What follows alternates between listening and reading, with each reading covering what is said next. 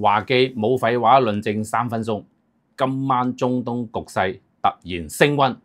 咁有個突發報道咧，就伊朗電視台咧就話咧，今晚咧有一個重大事件發生啦。咁中東會唔會今晚會有個核戰呢？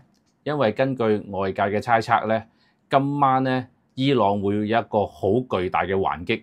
因為近日咧連日來咧受到咧以色列咧嘅猛烈狂轟，加上咧美國總統特朗普咧就要挾伊朗你要即刻投降啦，如果唔係佢就會用鑽地鼠嚟對付你嘅濃縮鈾咁。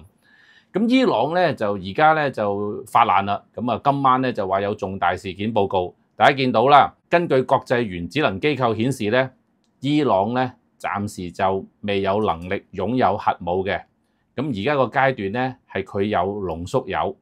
咁亦都根據咧 DeepSeek 顯示咧，係擁有呢個咧彈道飛彈嘅。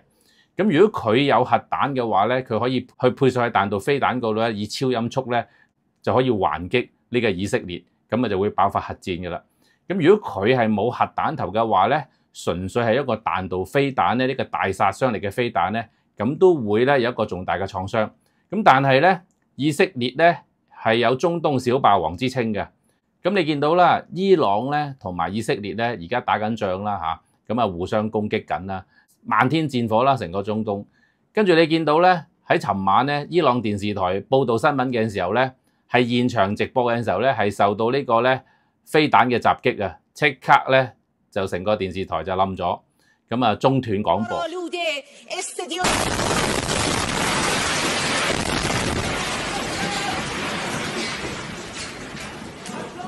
咁呢個伊朗嘅電視台女記者咧就話咧，今晚咧將會發生咧令世界銘記咧嘅世紀大件事嘅。咁所以呢一單嘢咧就令到好多人咧就人心惶惶，相信咧無論係世界各地嘅股票市場咧都會急挫啦。特別是作為我哋中國人咧擁有核設施嘅咧，當然係希望咧就世界和平啦。但係咧真理咧永遠咧喺大炮射程範圍之內嘅，所以我哋作為中國人咧，我哋靜觀其變。當然我哋唔想發生呢個核戰啦，但係我哋咧亦都冇辦法，我哋只能夠咧做好自己嘅準備。好，今日講咗咁多先，多謝大家支持。大家好啊，今日有一個夢寐以求嘅 Dream House 介紹俾大家。呢一個咧可以堪稱為中國馬爾代夫嘅一個樓盤，叫做碧海銀湖。由我哋尖沙咀公司開車嚟到呢個樓盤現場，即係2小時。首先有一個最犀利咧，就係溫泉自帶入屋，晚晚可以享受溫泉澤鋪池。